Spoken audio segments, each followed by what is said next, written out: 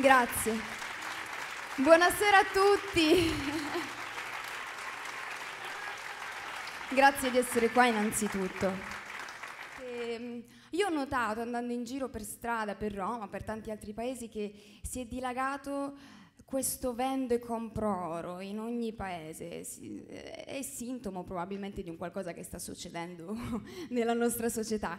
E questo pezzo che ho scritto insieme a Momo si chiama proprio Vendo e compro oro e parla di un artista che, per continuare eroicamente a scrivere le sue canzoni, ruba l'oro della madre e va a venderselo per pagare le bollette.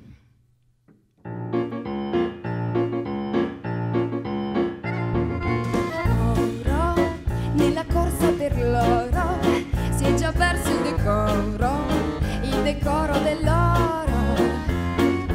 Vendo tutto l'oro del mondo, impegnandolo a tempo, ma sbagliando il mio conto. Vendo oro perché canto, vendo oro ma non mangio miseriaccia. Vendo oro da forgiare, compro arte da squagliare. In un monologo, un quadro, una rima, una foto di te. Ma miseriaccia. Vendo l'oro di mia madre, che era stato di sua madre, ma non lo rivede più.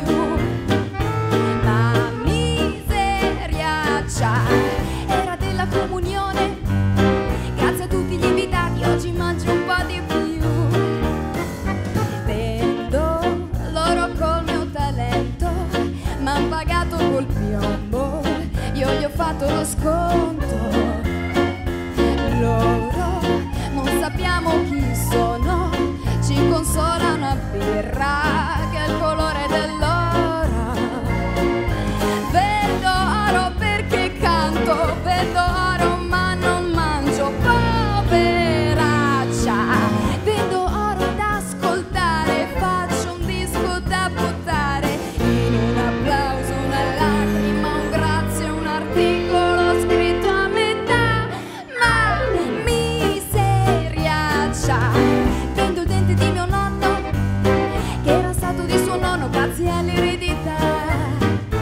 Ma miseriaccia.